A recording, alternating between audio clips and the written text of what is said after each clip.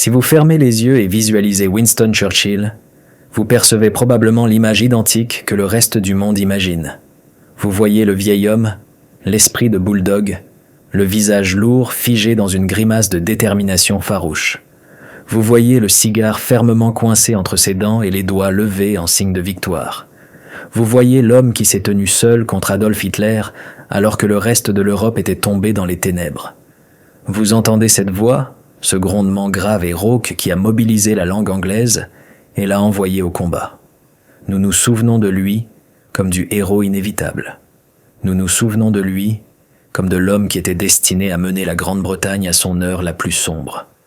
Nous pensons à lui comme à une statue construite en bronze et en marbre, inébranlable, incassable, parfait dans sa résolution.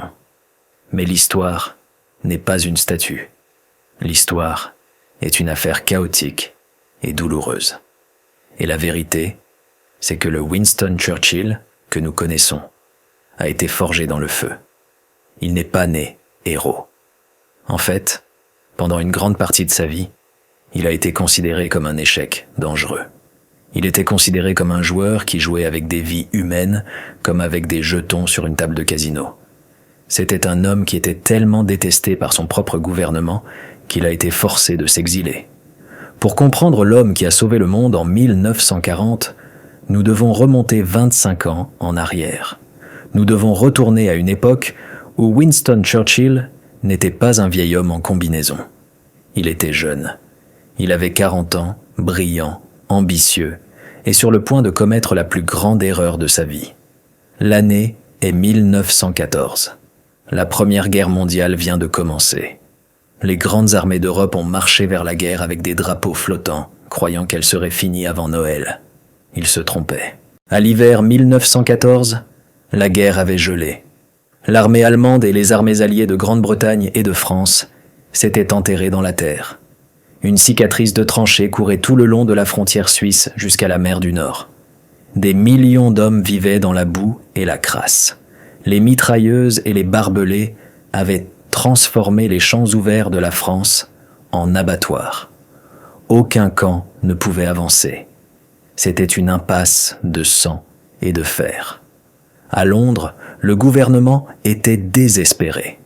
Il regardait les listes de pertes qui arrivaient chaque matin et désespéré. Ils avaient besoin d'une méthode pour briser l'impasse. Ils avaient besoin d'une porte dérobée.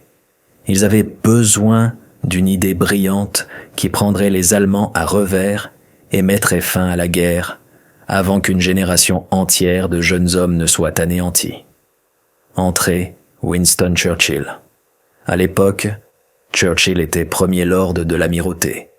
Il était obsédé par la guerre. Alors que les généraux sur le front occidental fixaient des cartes de boue, Churchill regardait une carte du monde. Il cherchait un moyen d'utiliser la puissance massive de la marine britannique pour faire basculer la balance. Ses yeux se sont tournés vers l'Est, vers l'Empire ottoman. L'Empire ottoman, qui était la Turquie actuelle, avait rejoint la guerre aux côtés de l'Allemagne. Il contrôlait une étroite bande d'eau appelée les Dardanelles. Ce détroit était l'une des voies navigables les plus stratégiques de la Terre. Il reliait la mer Méditerranée à la mer Noire. C'était la porte vers la Russie. Churchill avait une vision audacieuse, simple et incroyablement dangereuse. Il croyait que si la marine britannique pouvait forcer son passage à travers les Dardanelles, elle pourrait naviguer directement jusqu'à la ville de Constantinople. Ils pouvaient pointer leurs énormes canons de 12 pouces sur le palais du sultan. Churchill était convaincu que les Turcs paniqueraient et se rendraient. Si la Turquie était éliminée de la guerre, les lignes d'approvisionnement vers la Russie seraient ouvertes. Les Allemands seraient attaqués par le sud. La guerre se terminerait en quelques mois. Mais il y avait un problème. Les Dardanelles étaient un piège. C'était un canal étroit bordé de falaises abruptes où les Turcs avaient construit des forts et posé des rangées de mines navales mortelles. Les experts navals avaient toujours dit que les navires ne pouvaient pas combattre des forts. Mais Churchill n'était pas un homme qui écoutait les experts quand ils lui disaient ce qu'il ne voulait pas entendre.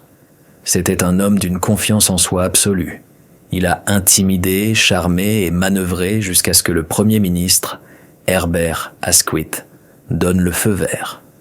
L'opération a commencé le 19 février 1915. Une armada massive s'est rassemblée en mer Égée.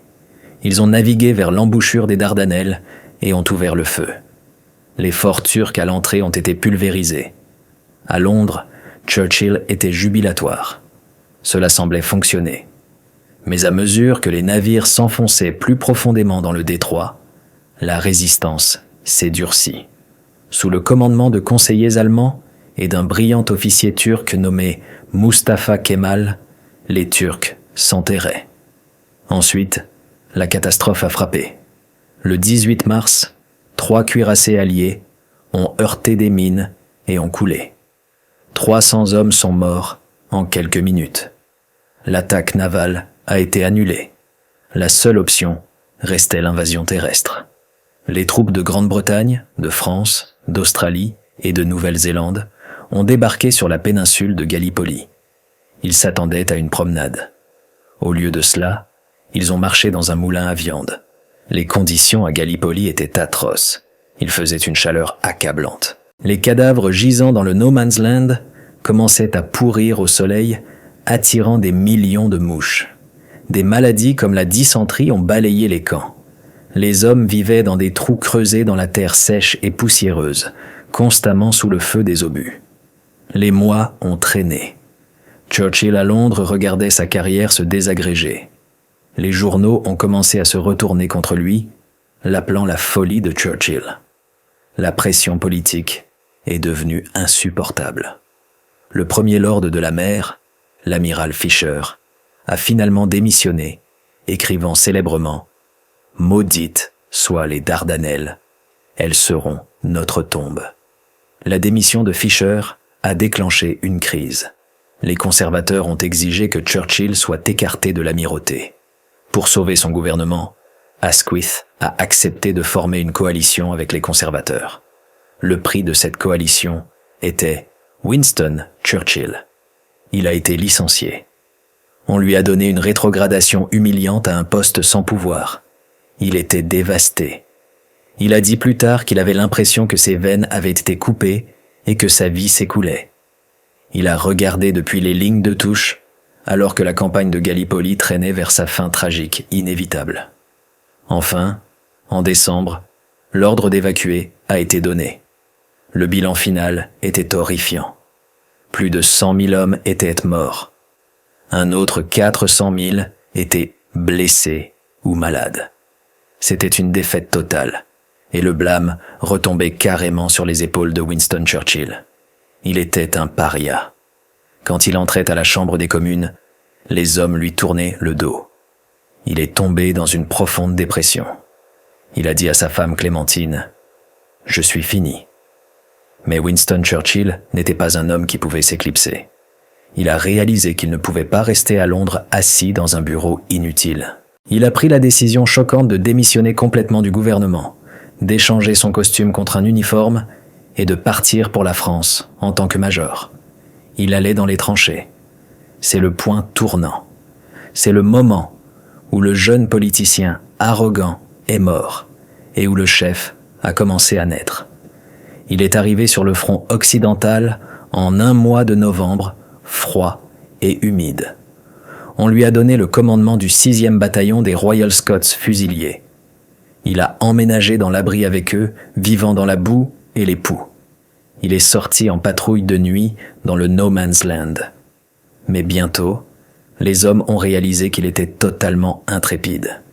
Il marchait debout le long des tranchées pendant que les balles sifflaient près de sa tête. Pendant 6 mois, Winston Churchill a servi dans l'enfer du front occidental. Il a vu l'horreur de la guerre de près.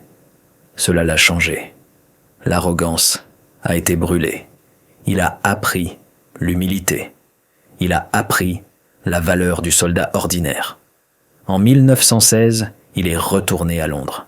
Il a averti le gouvernement sur la pénurie d'obus et les nouvelles technologies comme les chars, mais il était toujours vu avec suspicion. Il était l'homme qui avait échoué. Quand les années 30 sont arrivées et que l'ombre d'Hitler a commencé à peser sur l'Europe, Churchill avertissait à nouveau le monde. Mais personne n'écoutait. L'establishment britannique regardait Churchill et se souvenait du joueur de 1915. Son échec passé a agi comme un bouclier pour Hitler, aveuglant le monde face à la vérité, car le messager était abîmé. Puis est venu septembre 1939. Hitler a envahi la Pologne. Le monde était de nouveau en guerre. Le Premier ministre Chamberlain a invité Churchill à revenir dans le gouvernement, lui redonnant son ancien poste de Premier Lord de l'Amirauté. Mais l'histoire a un sens cruel de l'humour. En avril 1940, Hitler a envahi la Norvège. L'intervention britannique, dirigée par Churchill, a été un désastre. La presse a hurlé que Churchill l'avait encore fait. Cela ressemblait à la fin de sa carrière. Mais alors, quelque chose d'extraordinaire s'est produit. Lors d'un débat au Parlement, la colère face à l'échec s'est déplacée de Churchill vers le Premier ministre Chamberlain. Les politiciens ont réalisé que l'échec en Norvège était dû à la faiblesse et au manque de préparation, et non à la témérité de Churchill. Le 10 mai 1940, Neville Chamberlain a démissionné. Le même matin, les chars allemands ont déferlé en France. Le roi George VI a convoqué Churchill au palais de Buckingham. À 18h, Winston Churchill a nommé Premier ministre. Il avait 65 ans. Plus tard, il a écrit « J'avais le sentiment de marcher avec le destin et que toute ma vie passée n'avait été qu'une préparation pour cette heure et pour cette épreuve. » Il voulait dire par là les défaites, surtout. Gallipoli était le plan caché de la Seconde Guerre mondiale. On peut voir les empreintes digitales de Gallipoli sur presque toutes les décisions majeures prises par Churchill entre 1940 et 1945. La première leçon concernait le commandement. En 1915, l'armée et la marine avaient échoué à se coordonner. Churchill a juré que cela ne se reproduirait plus. Il a pris le contrôle personnel en tant que ministre de la Défense, forçant les généraux et les amiraux à travailler ensemble. La deuxième leçon concernait la guerre amphibie. Churchill a juré qu'il n'enverrait plus des hommes se faire massacrer sur le sable. Il est devenu obsédé par la technologie. Il a ordonné l'invention de navires de débarquement spécialisés et la construction de ports artificiels en béton massif appelés Mulberry. La troisième leçon concernait le ventre mou. Churchill a fait valoir d'attaquer l'Italie plutôt qu'une frappe directe à travers la Manche, hanté par les fantômes de Gallipoli. Il voulait éliminer d'abord l'allié le plus faible. Puis est venue l'épreuve ultime, le 6 juin 1944, le jour J. La veille de l'invasion, Churchill était un navré. Il a dit à sa femme « Réalisez-vous que 20 000 hommes pourraient être tués d'ici votre réveil demain matin ?» Il voyait les visages des hommes de Gallipoli. Mais cette fois, les leçons avaient été apprises. Les chars spécialisés étaient là. Les ports artificiels étaient là. L'armée et la marine ont travaillé comme une seule machine. Quand Churchill a entendu que les troupes avaient quitté les plages, il a pleuré. L'erreur de 1915 avait été rachetée par la victoire de 1944. Mais il y a un dernier chapitre. Après la guerre, Churchill a perdu les élections. Il est retourné à l'écriture et a gagné le prix Nobel de littérature. Mais il n'a jamais oublié les hommes qu'il avait laissés derrière lui en Turquie. En 1955, vers la fin de sa vie, un journaliste lui a demandé s'il avait des regrets. Churchill a pris une bouffée de cigare et a dit « Je regrette toujours de ne pas avoir pris les Dardanelles. » Même à l'âge de 80 ans, il rejouait encore les coups d'échec dans sa tête. L'histoire de Winston Churchill n'est pas une histoire de perfection, c'est une histoire de résilience. Elle nous enseigne que l'échec n'est pas fatal.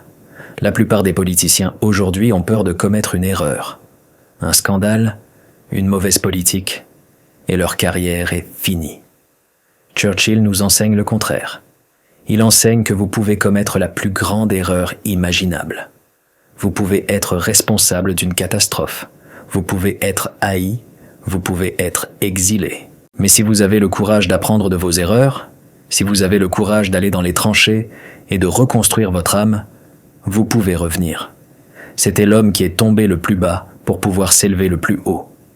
La catastrophe de Gallipoli était une tragédie, mais dans l'étrange calcul de l'histoire, c'était une tragédie nécessaire. elle a dépouillé le génie de sa vanité et l'a transformé en leader.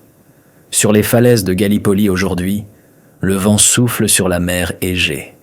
Il est difficile d'imaginer le sang qu'il a autrefois taché. Mais si vous écoutez attentivement le vent, vous pourriez entendre l'écho de la leçon qui a sauvé le monde. Winston Churchill n'était pas un héros parce qu'il n'a jamais échoué. Il était un héros parce qu'il a échoué spectaculairement et a refusé de laisser cela être la fin de l'histoire.